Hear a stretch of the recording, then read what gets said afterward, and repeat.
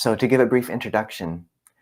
Ajahn Anan Akiñcano was born in Saraburi, central Thailand in 1954 and received ordination under the renowned monk Venerable Ajahn Chah in 1975. Residing at Ajahn Chah's main monastery of Wat Nong Pah Pong for his first 4 years, Ajahn Anan had the opportunity to serve frequently as Ajahn Chah's personal assistant, which provided him the opportunity to develop a close connection to his teacher. After this first intensive training period, the young Anan wandered the forests of Thailand for several years, seeking out secluded places to meditate. In 1984, he was offered land in the Rayong province on which to start a monastery, which became known as Wat Marp Jan.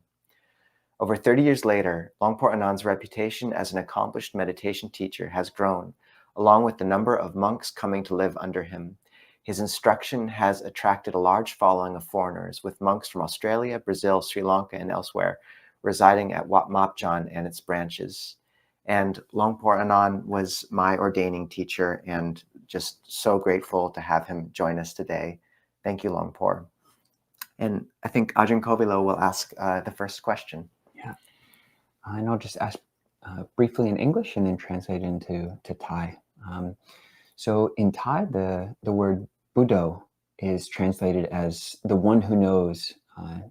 Puru, Pu Dern, Pu Ban, the one who knows, the one who's awake, the one who's fresh and radiant. This word Puru in English is sometimes translated as, the one who knows. And I'm curious, what is this word Pu, or translated as who? What is this? ครับหลวงพ่อครับคำว่าผู้รู้เวลาพูดอย่างนั้นคำว่าผู้แปลว่าอะไรครับ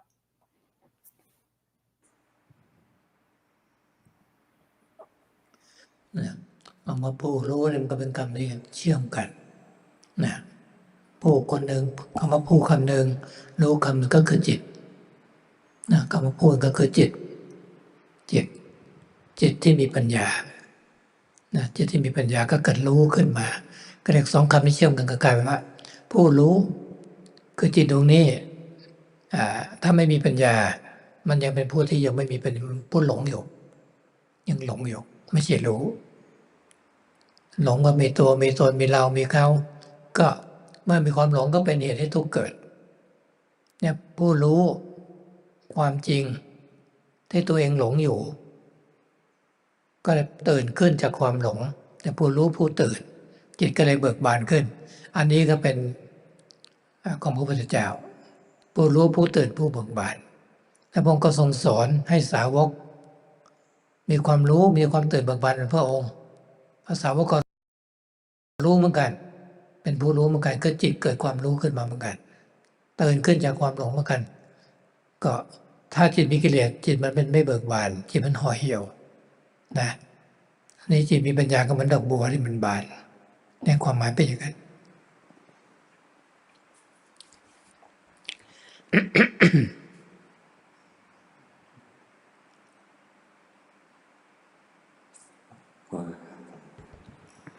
So we look at this term puru, so the one who knows. And so in Thai, composed of two words, basically pu and ru. And so these two elements of the word, or these two words, are connected, they're together. So the pu means the jitta, the mind, and the ru also means the jitta, the mind. And so this term, it's a term that goes together, pu and ru. So the one who knows. And this is the mind, or the jitta, with wisdom. And so with wisdom, then there's knowing arising. And so puru, it's the one who knows, it's a term that it comes together, they're connected together. And so we see that this mind, if it doesn't have wisdom, then it's pu long. So it's the one who's lost, or one who's deluded, is one who does not know, one who's lost. Lost in what? Lost in me, mine, you and yours, lost in self. And this being lost is the cause for suffering to arise. So we see that the puru, the one who knows, it's the one who's woken up from delusion, or woken up from being lost. So it's the knowing one, the joyful one, the radiant one. And so these are all aspects, or this is Buddha. So the one who's joyful, the one who knows, the one who's awakened. And then the Buddha teaches disciples, and then the disciples also know, also give rise to knowing, joy, awakening. And so the disciples, the Sāvaka, they know following the Buddha. This is the mind that's awakened from the quality of being lost or deluded. But when the mind is affected by the defilements, the kilesas, then there's no joy. It's like the mind is withered. It lacks radiance. But when the mind has knowing, then it's like a lotus that's blossomed. Thank you, Luang Por. The next question I had is on the practice of asubha and body contemplation, which is rarely taught in the West. I was wondering if Luang Por could speak about his experience seeing the body of a policeman as a young monk, and about the importance of asubha body contemplation for deep insight or even stream entry. And I can't translate that.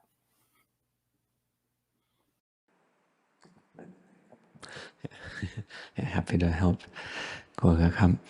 ก็อยากจะขอถามถึงเรื่องฝึกอสุภกรรมฐานนะครับการพิจารณากายเป็นสิ่งที่ไม่ค่อยได้สอนในประเทศตะวันตกนะครับแต่อยากจะขอหลวงพ่อกรุณาพูดถึงประสบการณ์เวลาหลวงพ่อเห็นร่างกายของตำรวจที่เสียชีวิตไปแล้วตอนหลวงพ่อเป็นพระหนุ่มๆแล้วก็อยากจะขอหลวงพ่อพูดถึงอสุภกรรมฐานก็มีความสำคัญอะไรบ้างเพื่อเห็นชัดเพื่อวิปัสสนาแล้วก็เพื่อโสตปัฏฐิมรรคโสตปัฏฐิผลด้วยนะครับนี่เบื้องต้นนี่เราต้องเข้าใจแล้วก็จิตก่อนจิตเนี่ยเราจะฝึกจิตเราไม่ยินดีก็ไม่ยินร้ายแต่ธรรมชาติของจิตนี้ที่ยังไม่ได้ฝึกเนี่ยเมื่อเรารับรู้อารมณ์ที่ชอบใจมันก็จะยินดีเช่นแบบเราเห็นนกที่สวยได้ยินเสียงจากรูปได้กลิ่นได้รู้รสเนี่ยเรายินดีขึ้นมาพอใจถ้าสิ่งที่เราไม่ชอบเราก็ยินร้ายจิตมันก็เลยไม่สงบไม่เป็นธรรมชาติวิ่งออกไปจากจุดศูนย์กลางการที่เราจะพิจารณาถึงอสุภะเกิดความไม่สวยไม่งามหรือจะพิจารณากายคตาอาการ32ที่เรารู้อยู่เนี่ยให้เห็นว่ามันไม่งามจิตก็จะไม่ไปยินดีจิตก็จะอยู่ตรงกลางเกิดความสมดุลขึ้นเกิดความสงบไม่วุ่นวายเพราะความยินดีนี่ถ้ามันมากขึ้นนะเราก็จะต้องควบคุมด้วยศีลถ้าเกิดไม่อย่างที่เราควบคุมไม่ได้อันตรายยินดีอยู่ในศีลมีศีล5แต่การปกความยินดีเมื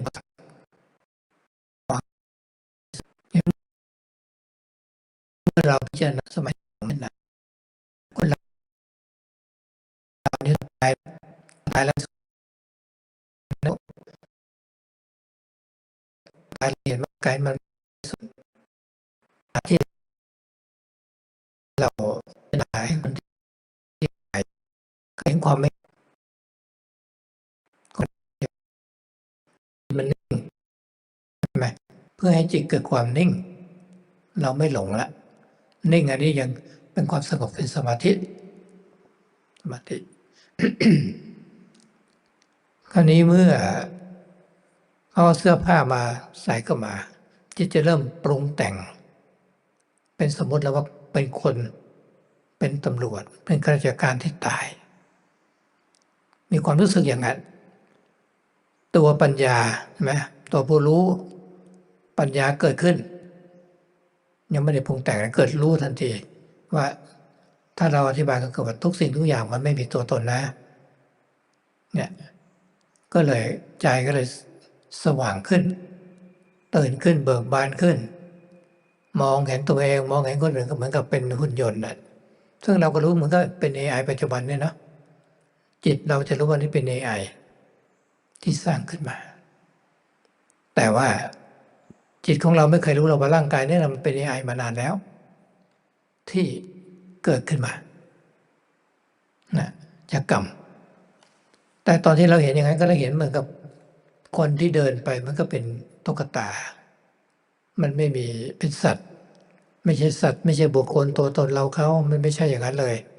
เนี่ยการที่เราเห็นชัดๆอย่างเงี้ยก็เราก็จะได้ธรรมะนั่นการพิจารณาอสุภะนั้นก็เพื่อที่ต้องการให้จิตสงบซึ่งเราต้องพิจารณาก่อนว่าในสายของบริษัทของชาวตะวันตกถ้ามองสิ่งที่มันเป็นของปฏิกูลแล้วก็เกิดความเกลียดขึ้นมาเป็นอารมณ์โทสะเกิดขึ้นแทนอันนี้ก็ไม่ถูกต้องคนที่มีความยินดีพอใจพิจารณาแล้วเกิดความสงบใจแต่ถ้าพิจารณาแล้วเกิดความโทสะเกลียดอันนี้ไม่ถูกละเป็นการน้อมจิตเราพิจารณาไม่ถูกต้องเห็นว่าความไม่งามกับความสงบตรงกลางนี่ชาวตะวันตกต้องระวังนิดนึงถึงการพิจารณาในอสุภกรรมฐานถ้าพิจารณาอย่างนั้นแล้วมันไม่ถูกมันเกิดโทสะเราต้องเปลี่ยนพิจารณาเป็นความไม่งามธรรมดาเหมือนกับเราจะสอนว่าฟันนี่ไม่แปลงเป็นยังไงนะแต่ไม่ได้แบคทีเรียจะดีไหมร่างกายไม่อาบน้ำเป็นยังไงผมเราไม่สระเป็นยังไงสิ่งที่เราเห็นเนี่ยในของปฏิกูลที่มันออกมาเนี่ย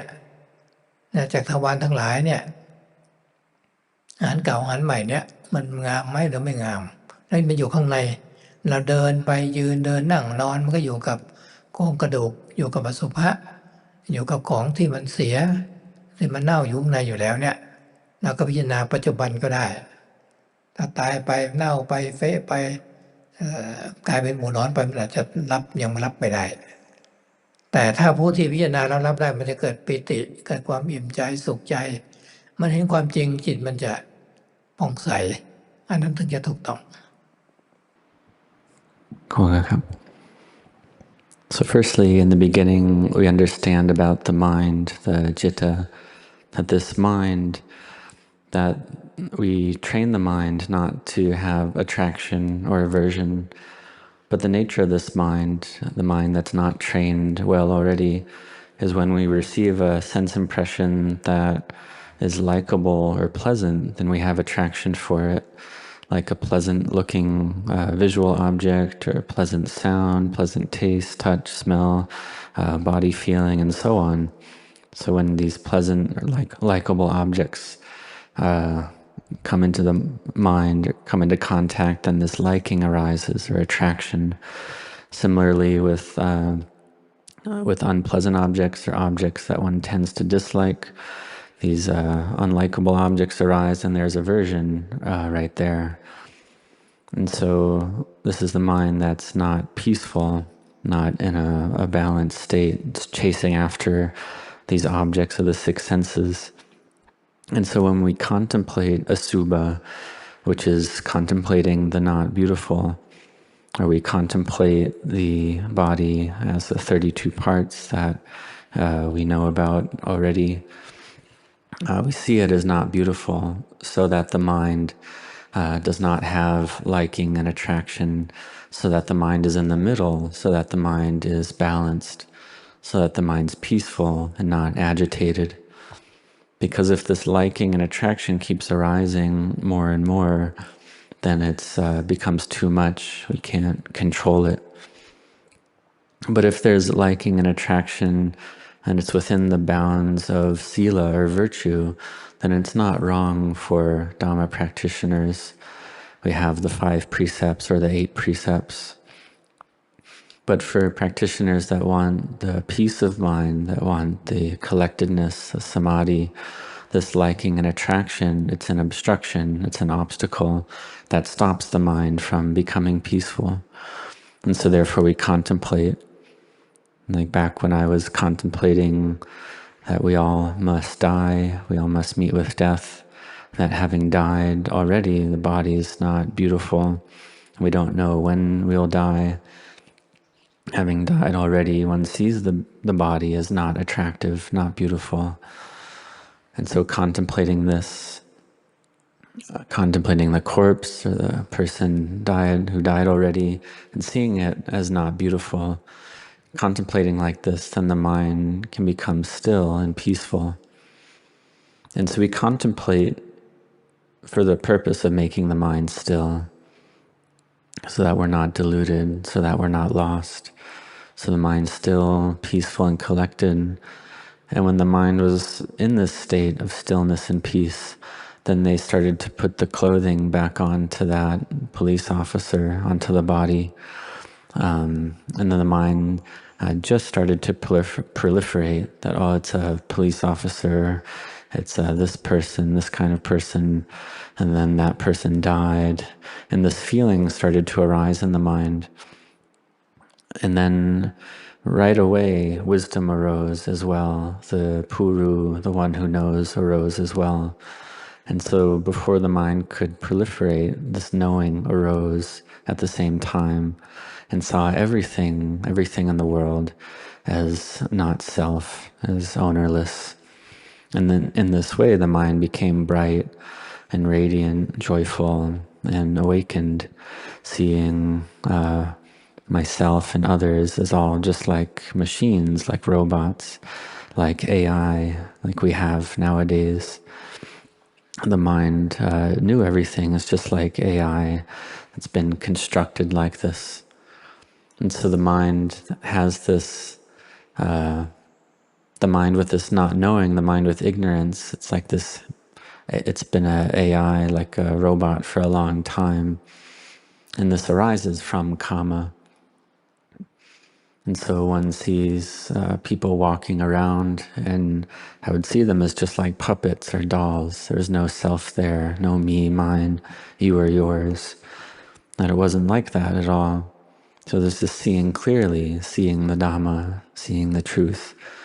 So this contemplation of asubha, of the not beautiful, it's to make the mind peaceful for the sake of the mind that's peaceful. So we can contemplate first as well, seeing, or we contemplate in that way. And for those in the West, contemplating like this, contemplating the unclean, the unattractive, it can give rise to stress and tightness, can give rise to dosa or aversion. So when this happens, this is not correct. But we practice to alleviate or to dispel the liking and attraction that's in the mind, to make the mind peaceful.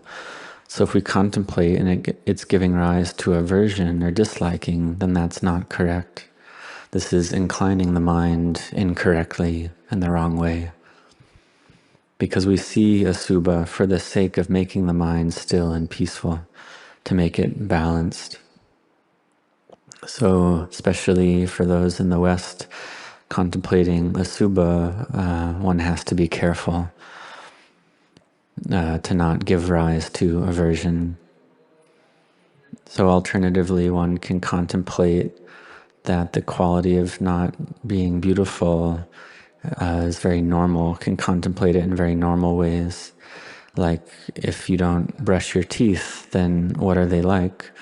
Is the bacteria in your teeth, is it something good or attractive? If one doesn't shower, then what is that like? If one doesn't wash one's hair, then what's that like? Or the contemplating the materials that exit out of the body through various orifices, or like contemplating new food and old food. Is that beautiful or not? Or whatever posture we're in, sitting, standing, walking, lying down, that everything we do, we're bringing a skeleton with us. And inside of this body, there's things that are rotting as well. So we contemplate in the present moment like this, and having died already, and the body rots and decomposes. And some people, when they think like this, the mind just can't take it. But really, when we contemplate the body, contemplate Asubha,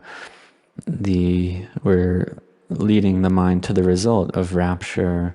fullness, happiness, and joy. Because seeing the truth, the mind becomes bright and radiant. So this is the correct way to do that practice.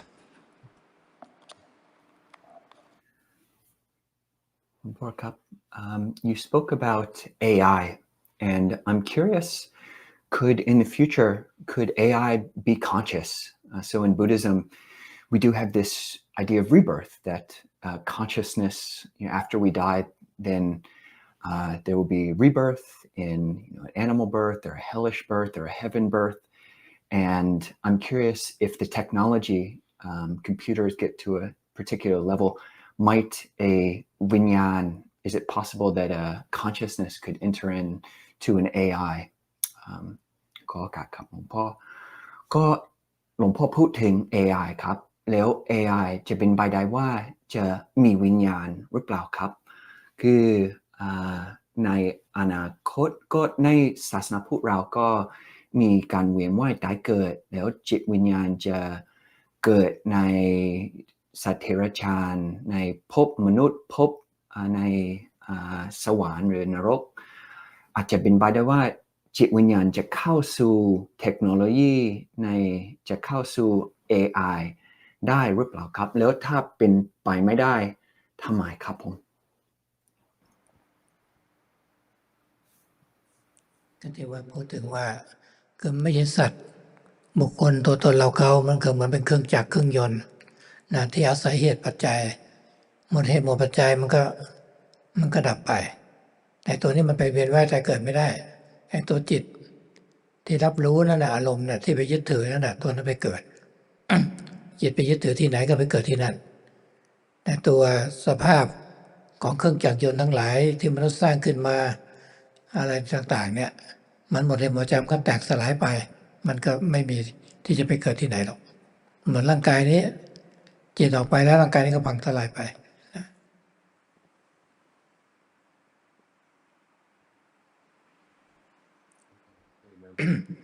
สิ่งที่มนุษย์สร้างไม่มีที่จะไม่มี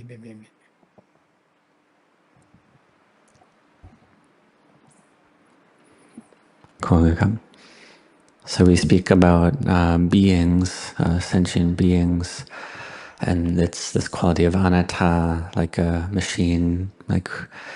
we were just talking about. It relies on various causes and conditions to give rise, and then when those causes and conditions degrade or disperse, then we call that death. And we see that the mind, the sense of pressure, the mind clings, then where the mind clings, and is a machine that be born there. Some bodies, when they pass away, then the mind no longer for the mind to be in that body, because the body's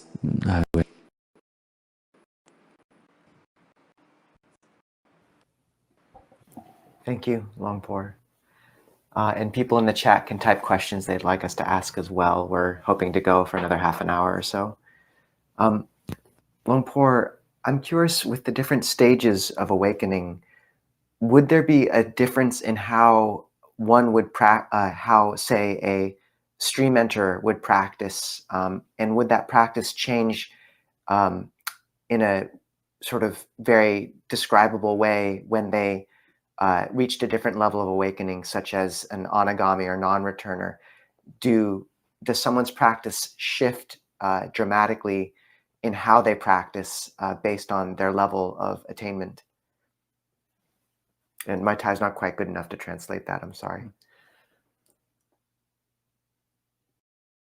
ครับอยากจะขอถามถึงอริยบุคคลต่างๆโสดาปันสกทาคามีอนาคามีพระอรหันต์นะครับก็สี่อย่างแบบนั้นก็มีการปฏิบัติการฝึกจิตแตกต่างกันไหมครับเช่นว่าการปฏิบัติของพระโสดาปันก็เวลาพระโสดาปันเปลี่ยนเช่นว่าเป็นอนาคามีแล้วการปฏิบัติของท่านมันจะแตกต่างกันไหมครับมันจะเปลี่ยนไหมครับแล้วก็พระโสดาปันขึ้นไปปฏิบัติยังไงแต่ละชั้นขอถามนะครับในเบื้องต้นกันดีกว่าเพราะว่าอธิบายชั้นสูงขึ้นไปคงเข้าใจยากนะในเบื้องต้นเนี่ยเมื่อเรามีสมาธิคณิกะสมาธิอุปจารสมาธิการพิจารณาเกิดปัญญามันจะชัดเจนขึ้น มันมีอัปปนาสมาธิจิตเป็นหนึ่งเนี่ยออกจากสมาธิมาแล้วการเห็นถึงความเป็นอนัตตามันจะชัดเจนขึ้นมาเราจะเข้าใจและจะหายสงสัยตรงนี้ก็จะต้องบ่มบารมีนะบ่มบารมีตัวสติตัวปัญญาเนี่ยตัวศีลภายนอกเนี่ยรักษาได้มาตรฐานแล้วเหลือความควบคุมภายในจิตที่จะสงบได้ง่ายขึ้นเร็วขึ้นเกิดปัญญาขึ้นชัดเจนชนิดที่เรียกว่ามันมีการรวมกันระหว่างศีลสมาธิปัญญาเข้าใจชัดจิตจะเป็นอิสระในเบื้องต้นนี่ใช้สมาธิระดับนี้นี่เราจะเห็นความชัดเจนเข้าไปอีกสังเกตละความยินดีความยินร้ายความพอใจตัวตนได้สมาธิต้องเพิ่มขึ้นไปอีกระดับหนึ่งถึงจะข่มความโกรธข่มความพยาบาทลงได้แล้วก็จะพิจารณาในกายในรูปในนามนี่ลึกซึ้งเข้าไปอีกเราจะเห็นลึกซึ้งไปกว่าเดิมกว่าเมื่อตอนแรกครั้งแรกเลยไม่ต้องเห็นอะไรมากเท่าไหร่หรอกเห็นร่างกายนี่มันเป็นอนิจจังแตกสลายไปเท่านั้นเองต่อไปสมาธิอยู่แค่นั้นเนี่ยการเห็นในร่างกายไม่งามมันเห็นละเอียดขึ้นอีกนะเห็นละเอียดขึ้นแล้วก็จะเห็นมันถึงความว่างได้มากขึ้นแต่ต้องใช้กำลังสมาธิไปมากขึ้นอีกก็เก่าอย่างที่เราเรียนวิตกวิจารปิติสุขเอกตาต่อไปก็ต้องเป็นปิติสุขเอกตาแล้วถ้าเราจะให้ลึกซึ้งไปอีกมันจะต้องเข้าสมาธิที่มันลึกซึ้งไปอีกที่ว่าเข้าสุขตัวสุขนี้มันจะเป็นการข่มกิเลสกามออกไปได้เมื่อออกจากความสุขในสมาธิมามันจะพิจารณาในรูปในนามเนี่ยมันจะละความยินดีในกามได้กามที่มันละเอียดที่มันมีความลึกเข้าไปในจิตเราเนี่ยมันจะถอดถอนได้แต่ในเบื้องต้นเลยเนี่ยมันเป็นเพียงความเห็นที่มันเปลี่ยนไปของโสดาบันยังมีความยินดีพอใจยังมีความชอบใจในรูปงามสวยงามมันยังมีอยู่โกรธก็ยังมีอยู่ไม่มีพยาบาทแต่เมื่อสมาธิลึกซึ้งเข้าไปปิติสุขเอกตามันก็ภูมิจิตภูมิธรรมสูงขึ้นไปอีกนะความยินดีความพอใจในโลกความยินร้ายมันก็น้อยลงไปจนสมาธิเข้าสุขออกมาพิจารณาเนี่ยมันจะเห็นชัดในเรื่องของความไม่งามในกายที่ละเอียดนั่นมันทำลายไปถึงความเป็นตัวตนคราวนี้เราก็ปล่อยวางได้เยอะมากละพอสมควรถ้าเราจะต้องทำสมาธิเข้าไปจนถึงเอกตาอีกอะนะเข้าไปลึกซึ้งอีกสมาธิอันนั้นมาถึงจะออกมาเป็นความว่างถึงจะมามองเห็นตัวจิตตัวผู้รู้ทุกอย่างเป็นความว่างเหมือนเรากำลังพูดอยู่เนี่ยคนพูดไม่มีคนฟังไม่มีนะทุกอย่างว่างที่สิ่งที่พูดออกมามันก็เป็นสังขารเป็นธรรมะไม่ก็ไม่อยู่ในขั้นที่เรียกว่าธรรมสัจธรรมไม่ใช่สัตว์บุคคลตัวตนเราเขาไม่มีคนฟังไม่มีคนพูดไม่มีคนคิดนึกปรุงแต่งอะไรสรรพสิ่งเป็นความว่างตรงนี้ก็คือจะมาปล่อยวางทั้งที่สุดแต่ว่าที่เกิดขึ้นได้อย่างนี้มันเริ่มต้นมาตั้งแต่เรามีศรัทธาในศีลนั่นน่ะเราเริ่มปฏิบัติกันมานี่แหละอดทนอดกั้นมันนี่แหละวันหนึ่งมันจะถึงจุดหมายปลายทางอย่างนี้ได้ขอบคุณครับ So in the beginning, it's difficult to explain these higher levels of practice. So in the beginning, we train the mind to have samadhi, this peace and collectedness, and Kanaka samadhi, which is the momentary peacefulness, upajara samadhi, or we call neighborhood collectedness, which is deeper than momentary. And then we contemplate to give rise to wisdom, and it gets more and more clear. And then there's appana samadhi, this one-pointed mind. And then when we exit from that samadhi, then we can see not self more clearly. It can give rise to understanding such that we don't doubt it. But to do this, we need to strengthen our spiritual qualities, strengthen our parami, to have mindfulness and wisdom, to have virtue on the outer level as our standard. And in this way, we control the mind so that the mind can enter states of peace more quickly, more easily, to give rise to wisdom more easily and more clearly. So in this way, the qualities of sila, samadhi, panya gather together, the mind gathers, we understand clearly the mind is free. So this is in the beginning, and this uses samadhi to one level. But to see more clearly than this, to abandon attraction and aversion, we need to have more samadhi, samadhi to a higher level, samadhi that can control anger and ill will, to contemplate the body on a deeper level, to see even more deeply than before. In the beginning, we don't see it that deeply, or that we don't see it a lot. We just see the body as impermanent, unstable, of the nature to degrade. But then we cultivate more samadhi, and we see the body as not beautiful on an even more refined and subtle level than before. We see emptiness more clearly. We see emptiness more than before. But to do this, we need more samadhi than before. So firstly, we have these 5 jhanic factors of application of mind, sustained attention, rapture, bliss, one-pointedness. Then we just have rapture, bliss, and one-pointedness, so even deeper. And we use samadhi even more deeply than that, where it's just the sukha, just the bliss. And this quality of happiness or bliss, what in Pali we call sukha, that's able to control sensuality, able to control sensual craving. So when we exit from that state of sukha, of bliss, then the samadhi can contemplate materiality and mentality, rupa and nama, to abandon attraction for sensuality.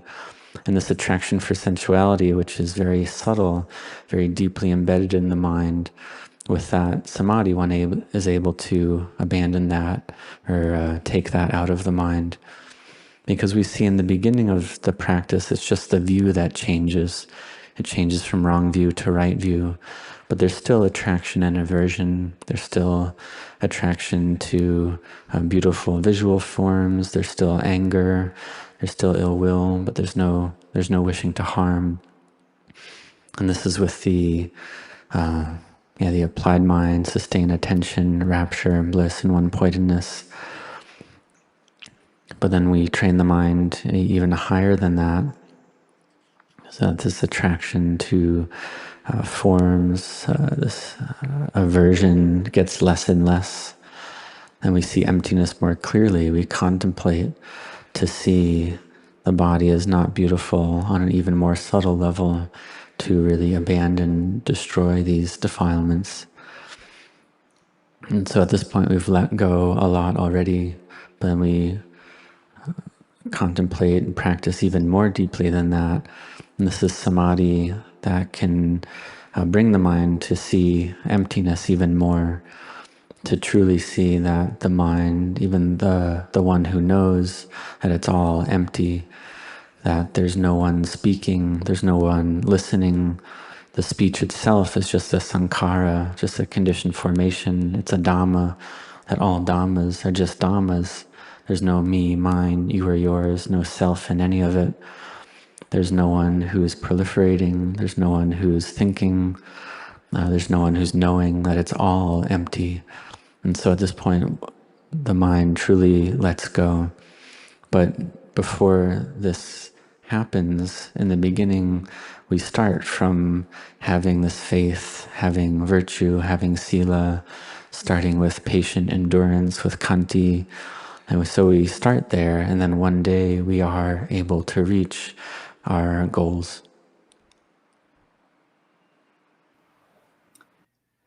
Luang Por Cup, thank you. One other AI question. So I'm curious, for people who don't have a teacher, you can take the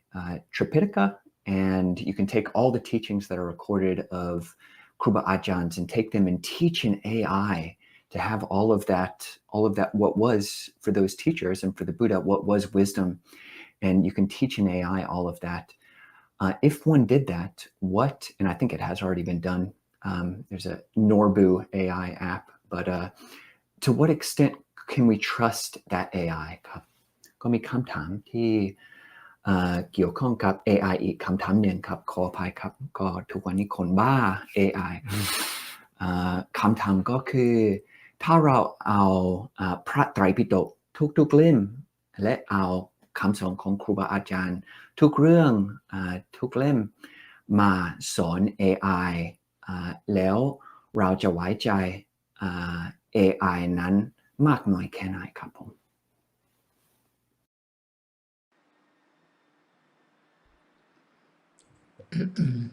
อันนี้เราก็ต้องดูก่อนว่าAI มันเปลี่ยนแปลงข้อมูลเราไปไหมเพราะเราก็ต้องมีต้นฉบับต้นฉบับของพระไตรปิฎกเป็นหลักเอาไว้เหมือนกับว่าคนที่เรียนพระไตรปิฎกแตกฉานนะแต่ว่าจำผิดจำพลาดหรือว่าไปสอนผิดจากพระไตรปิฎกก็มีได้เพราะว่าไม่เข้าใจในความหมายจริงๆของพระไตรปิฎกสอนว่าอย่างไงเพราะไม่ได้ปฏิบัติได้จริงๆเพราะฉะนั้นการที่เราฟังAIก็ตามก็คือเอาจากของจริงของพระไตรปิฎกเข้าไปแล้วก็มาเทียบดูว่ามันถูกต้องไหมกับพระไตรปิฎกถึงแม้อย่างนั้นก็ตามเราเรียนพระไตรปิฎกจริงๆเราจะเข้าใจที่แท้จริงไหมอย่างคำว่าวิตกวิจารปิติสุขเอกคตาวิตกวิจารเราก็เรียนกันมาแล้วว่าก็คือเราคิดเรื่องนั้นเรื่องนี้สารพัดเรื่องวิตกกังวลวิตกมากกว่ากังวลไปนะวิจารการในเรื่องต่างๆอันนี้มันไม่ได้เป็นไปเพื่อความสงบ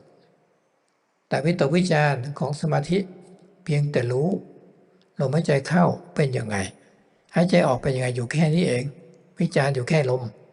อยู่ในเรื่องเดียวจนว่าสงบก็มามีปิติเห็นไหมแต่เราวิตกวิจารเรื่องอื่นเราจะมาใช้กับกรรมฐานนี่ไม่ได้คนเลยก็ไม่เข้าใจว่าฉันก็วิตกวิจารเนี่ยคิดถึงเรื่องนั้นเรื่องนี้นะฉันสบายใจปิตินะฉันมีความสุขตาฉันได้ฌานแล้วเนี่ยเข้าใจความหมายของวิตกวิจารปิติสุขเอกตาในปฐมฌานก็ผิดไปละในตำนานก็เขียนว่าอย่างนั้นนะถูกต้องอยู่แต่คนที่ไปเรียนเอามาพูดผิดไปมันยิ่งเอาไปถึง AI AI จะเข้าใจได้ยังไงยิ่งจะไว้ใจอะไรไม่ได้มากหรอกต้องพิจารณาให้มากๆด้วยเพราะทุกอย่างมันก็เป็นปริยัติไปหมดไม่ได้เกิดจากภาคปฏิบัติ Yeah, so we see that when this AI comes up with these things, there's importance to comparing it to the actual source material and how it compares, if it's any different, like comparing it to the Tripitaka or the original Pali Canon. And then we can also look at the example of even if you take a human who studies the text, the Tripitaka, they might remember it incorrectly, or they might not understand it correctly. They might teach wrongly based from that text, because even if they know the text or know the words, they might not understand the meaning, like what the text is actually teaching, because they haven't practiced and understood the truth of it for themselves. So one listening or learning like this, like from the text, one needs to take a look and see, well, is it true? Compare it to the actual practice. And so one sees that, studying a text, even when it's a human, we have to look at, well, is the understanding actually correct? So one example of this is the 5 jhanic factors, which is found in the text. So we have vitaka, vichara, piti, sukha, ekagata. And so this is often, like in the last question, translated as applied or application of mind, the sustained attention of mind, rapture, bliss, and one-pointedness. And so, and also in common usage in Thailand, these words, vitaka and vichara, can mean to think about something and even to worry about something, but to think in a more normal way. So this kind of vitaka, vichara, it's just the meaning in common usage is it's just thinking. It's not to make the mind peaceful, but in the context of training the mind for samadhi, this vitaka, vichara, it's to make the mind still and peaceful. It's just knowing the breath, just knowing how is the breath. So vitaka, vichara, so applied, the mind that's applied to it, the mind that has sustained attention on it. So it's applied to the breath like that. And then when it's like this, then the mind can become peaceful and give rise to rapture. But if we use this more worldly sense of vitaka, vichara, like actually thinking about it, thinking about this or that, if we use that kind of vitaka, vichara with the meditation object, then it just doesn't work. Like some people might think, oh, I was having vitaka, vichara, and I felt very relaxed and at ease, felt some rapture, so that that must have been jhana. So if someone says like this, then that it's an incorrect understanding. It's not the correct kind of vitaka, vichara. So when we look at this one example, the text is correct, the Tripitaka is correct, but the person who studies the text is incorrect, is wrong. So we can look at AI, and so how would AI understand the actual meaning? So we see that we can't trust AI very much. We can't trust it a lot because we need to contemplate a lot as well. And we see that in terms of this level, it's all just on the level of study. It's not wisdom that's arising from actual practice.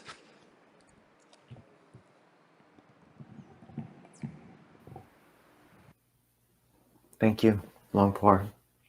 And we're going to postpone the Zoom for a little bit. If you're joining us on chat, just hold tight. We'll be, Luang Por's kind of said he's willing to join us for a bit longer, so we're going to keep the live stream going. Taking a question from the chat specifically, Yus asks, Swati Krap Luang Por, is it possible to use metta to enter the jhanas? Korp kun kap.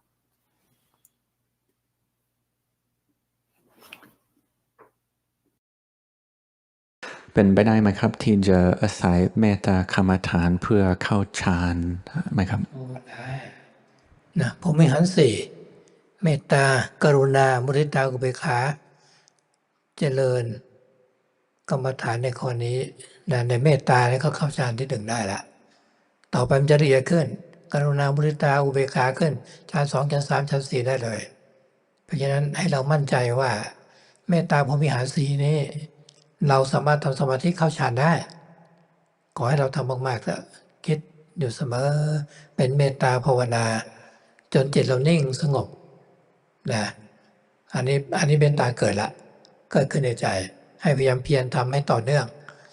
แล้วก็เหมาะกับจริตที่เราที่ชอบโกรธชอบเกลียดพยาบาทปองร้ายใจเราสบายด้วยให้พยายามฝึกกัน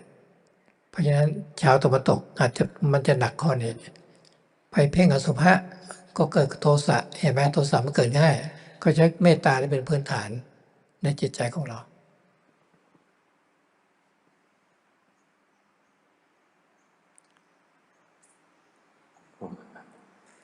So yes. So these 4 Brahmaviharas, these 4 divine abidings of loving kindness, compassion, sympathetic joy, equanimity,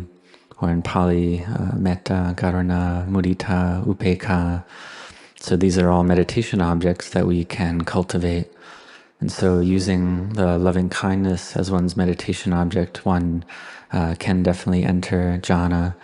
And subtler than this, we have compassion, sympathetic joy, equanimity can enter 2nd, 3rd, 4th jhana like this. So be confident that this cultivation of loving kindness can lead you to jhana, samadhi. So may you do it a lot. May you think of this all the time. Think of the metta bhavana, the meditation on loving kindness, cultivate loving kindness all the time to bring the mind to stillness and peace. And this is loving kindness arising in the mind. So may you have continuous effort, may you persevere with this. And this is a meditation object appropriate for those who are prone to anger, who give rise to aversion. Anger and ill will easily can help make the mind feel at ease. So one trains in that way. This can be particularly appropriate for Westerners who can have this kind of tendency. Like doing the Asubha meditation can give rise to more aversion. So one takes this loving kindness as a foundation for one's mind.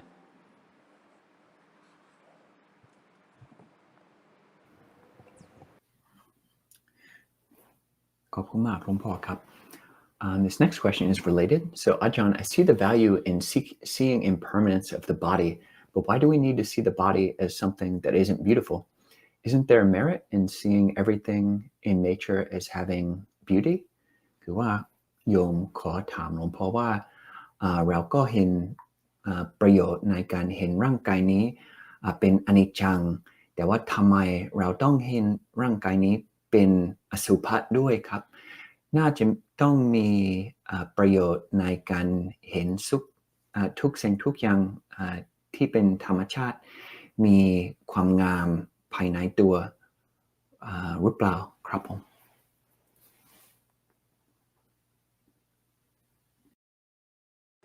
อนิจจังนี่ก็เกิดด้วยเหตุด้วยปัญญานะแต่เห็นความไม่งามเนี่ยเป็นความสงบคนที่ยังติดอยู่ในความสวยงามเห็นอนิจจังไม่ได้จากความสวยงามแล้วก็จะเป็นอนิจจังเลยมันไปไม่ได้เพราะใจไม่สงบจากที่เราเห็นสวยงามเราต้องมาปรับก่อนเห็นว่ามันไม่งามจิตจะได้สงบก่อนเมื่อจิตสงบแล้วถึงเห็นว่าลึกลงไปแล้วนะถึงความไม่เที่ยงเป็นอนิจจังทุกขังอนัตตาตรงนั้นก็คือไม่ใช่งามแล้วก็ไม่งามแล้วมันเป็นธรรมชาติแต่ที่แรกมันต้องปรับเปลี่ยนจิตซะก่อนจากความงามมันจะไปเป็นความว่างเลยมันไปไม่ได้ต้องมาเป็นความไม่งามก่อนมันถึงจะสมดุลขึ้นมาจากนั้นแล้วถึงจะลงไปเป็นความว่างพอความว่างแล้วจึงเห็นแท้ที่จริงแล้วร่างกายนี้มันไม่ใช่ไม่งามหรือร่างกายที่งามมันเป็นธาตุตามธรรมชาติอย่างนั้นจิตเราเองต่างหากไปบอกว่างามก็ยินดีจิตเราว่าไม่งามก็ยินร้ายแท้ที่จริงแล้วมันไม่ใช่ว่างามหรือไม่งามมันเป็นอนิจจังทุกขังอนัตตา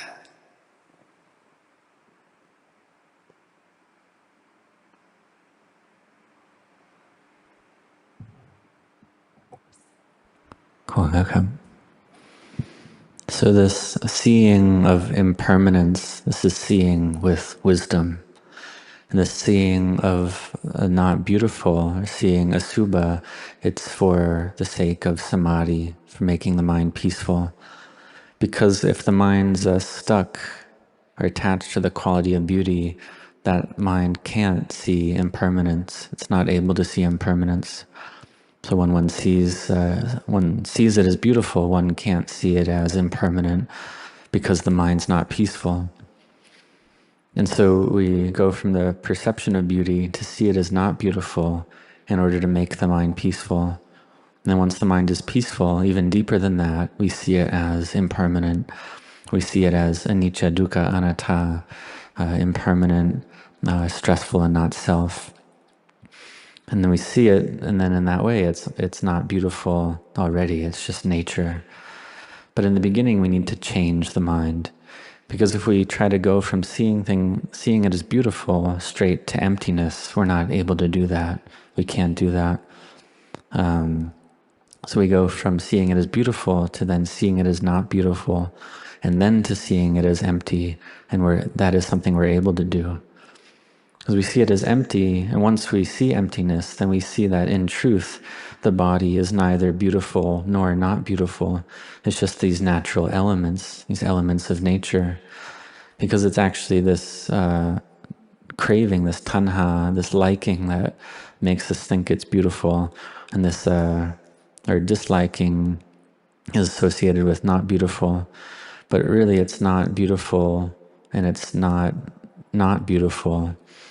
Or it's neither beautiful nor unbeautiful, but it's impermanent, unsatisfactory, and not self. Thank you, Luang Por. We have one final question before we wrap things up, and thank you for staying on longer than most would. When you speak about how the mind that sees clearly lets go of everything and sees all actions, speech, personality as just dhammas arising and falling and not self, what then is acting, or what's left? What is the enlightened mind? It's the biggest of all questions maybe, but if one seeing clearly sees that all things are just not self and ungraspable,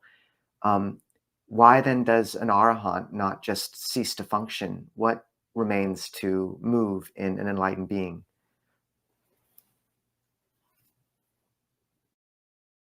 Wow. ก็ขอครับหลวงพ่อก็อธิบายว่าจิตที่เห็นชัดที่ปล่อยวางทุกอย่างก็เห็นทุกการกระทำทุกสิ่งที่พูดแล้วก็แบบนิสัยหรืออุปนิสัยของเราก็เป็นธรรมะหมดธรรมะที่เกิดขึ้นดับไปก็ธรรมะเป็นเพียงธรรมะแต่รู้สึกถ้าอย่างนั้นมีอะไรที่เหลือคือแบบจิตที่บริสุทธิ์แท้จริงแบบบริสุทธิ์แท้ๆมันจะมีอะไรที่เหลือเช่นว่าแบบเห็นทุกสิ่งทุกอย่าง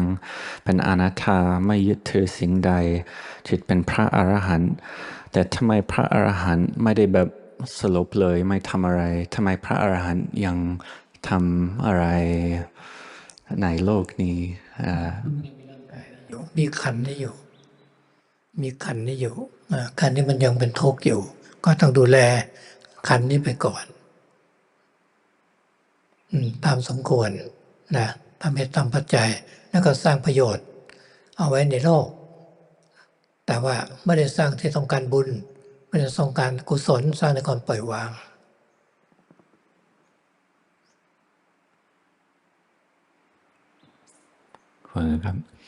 So it's because there's still this body,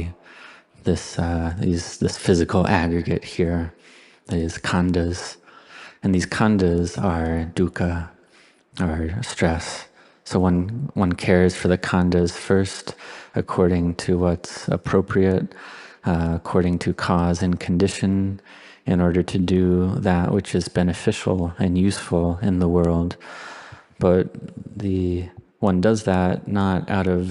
desiring merit or wanting wholesomeness, but one does it with letting go. มาดูแล้วไม่ทำอะไรแล้วมันก็ถ้าไม่โง่ขนาดนั้นไม่สร้างประโยชน์อะไรเลยก็ถูกโจมตีอีกมันเป็นไปไม่ได้ใช่ไหมพระอรหันต์แล้วก็ไม่เอาอะไรไม่ต้องดิ้นรนอะไรไม่ต้องทำอะไรก็กลายเป็นเหมือนกับคนโง่ไหมพระอรหันต์ไม่ใช่อย่างนั้นผู้ที่ต้องมีความปัญญาที่เลิศที่สุดแล้วจากสมาธิที่เลิศแล้วความสุขในสมาธิแล้วก็ยังต้องทิ้งต้องละไปอีกถึงจะปล่อยวางได้ก็อยู่ด้วยเมตตากรุณาใน ในความไม่ยึดมั่นถือมั่นอะไรแต่ว่าทำประโยชน์เอาไว้เพราะอะไรพระพุทธเจ้าพระองค์ก็ทำมาก่อนอย่างนั้นภาษาวกก็ทำกันมาอย่างนั้นมันเป็นธรรมชาติของจิตเหมือนกับคนเรานั่นแหละคนมีทานเห็นไหมคนมีทานทำทานบารมีคนมีศีลคนมีศีลนี่ยิ่งจะทำทานใหญ่ไม่ใช่รักษาศีลอย่างเดียวเพราะแม่วิสาขาเนี่ยท่านละตัวตนได้เป็นพระโสดาบันละใช่ไหมไม่ใช่ไม่ทำทานยิ่งทำมากกว่าเก่าเพราะเห็นว่าเป็นสิ่งที่มีประโยชน์ต่อโลกแค่ผู้ที่มีปัญญามากขึ้นก็ยิ่งจะสร้างความที่เอาไว้ในโลกนี้ให้มากที่สุดเท่าที่มากได้นั่นเอง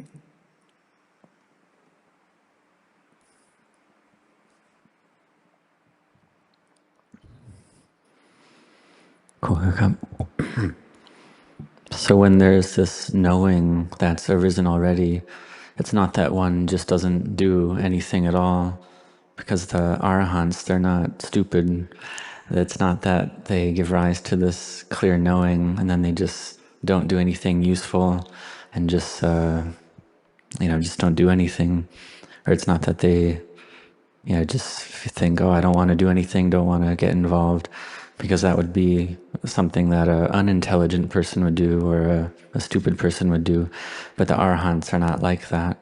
The arahant is the one with the wisdom to the highest level, with the best samadhi, which is what's required to abandon, to truly let go. But what's left is loving kindness and compassion, not clinging to anything. And so the arahant does that which is beneficial and useful. So why is that? Well, we see that that's what the Buddha did. That's what the Buddha's awakened disciples did. So it's the nature of the citta, the nature of the mind. So we can come back and look at ourselves. So one who has generosity, has dana, has this dana parami, and one further cultivates sila or virtue. But one who has virtue doesn't give up doing generosity, but they do generosity even more. Like the example of Lady Visakha, the foremost female disciple supporting the sasana. She was a stream enterer already. She had already abandoned the sense of self. And then she did even more generosity. She did a lot of generosity because she saw it was something beneficial to the world.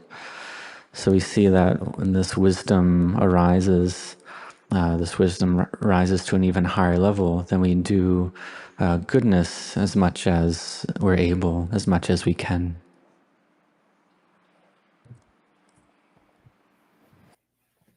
Thank you, Luang Por. We've kept Luang Por for quite a long time, so if people want to join us on Zoom for the session afterwards, I've just pasted the link into the chat. But just wanting to finish this live stream by thanking Luang Por for not just joining us here, but also giving me my holy life, my life as a monk in robes. And if he just has any final words for us here in Seattle, Kor got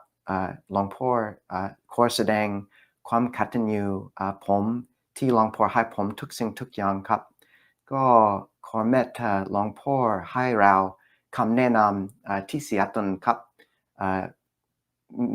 มีคำแนะนำอะไรกับผมก็ในสุดท้ายครับแล้วเราก็มีเมตตาที่จะสั่งสอนประชาชนทั้งหลายเพราะฉะนั้นสิ่งที่สำคัญเราก็ต้องสร้างจิตของเราไปพร้อมด้วยนะตามที่หลวงพ่อชาสอนว่าเรานั้นสอนตัวเองด้วยสอนคนอื่นด้วยเราปฏิบัติของเราด้วยแล้วก็สอนวิธีปฏิบัติให้คนอื่นเขาทำไปด้วยคือทำไปพร้อมๆกันอันนี้ก็เป็นความเมตตาที่เราให้นั้นนะก็กลับมาที่เราเพื่อให้เรามีสมาธิมีปัญญาที่ดีอันนี้เราก็รักษาหลักปฏิบัติของเราเป็นสิ่งสำคัญนะแล้วก็สอนสิ่งที่เรารู้เราเห็นแก่คนทั้งหลายทั่วไปก็นับว่าเกิดประโยชน์อย่างมากมายมหาศาลนะก็ขออนุโมทนากับพวกเราทั้งสองด้วยที่ได้ตั้งใจทำประโยชน์นำธรรมะของพระสัมมาสัมพุทธเจ้าครูบาอาจารย์ที่ได้ปฏิบัติ ที่ท่านเข้าใจแล้วก็นำไปสอนอันนี้ก็เกิดประโยชน์อย่างมากมายมหาศาล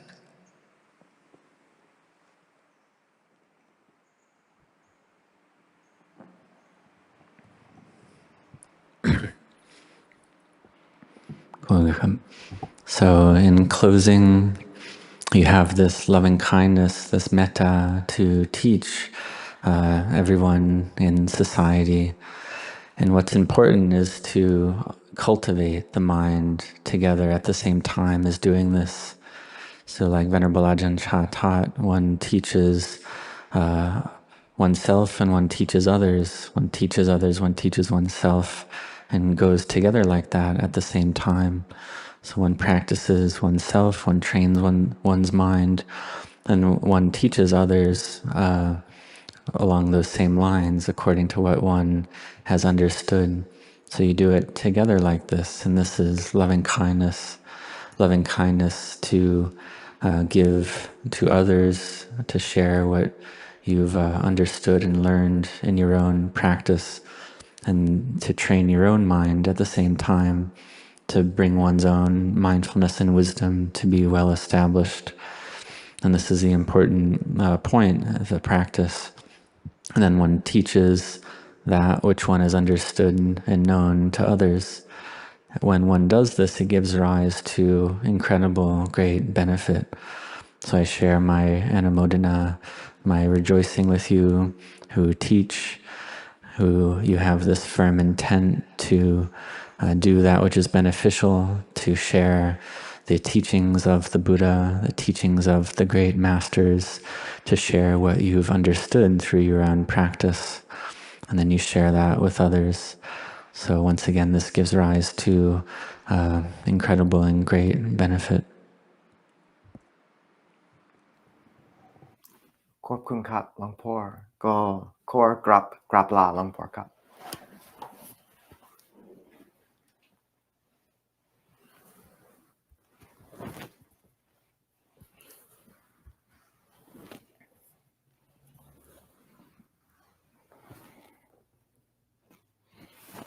Thank you, Luang Por.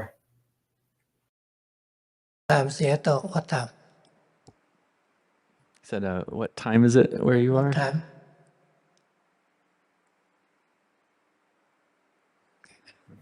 7:11 โอ้ ทุ่ม 10 นาที กี่ชั่วโมง10 ชั่วโมงอ่ะ เป็น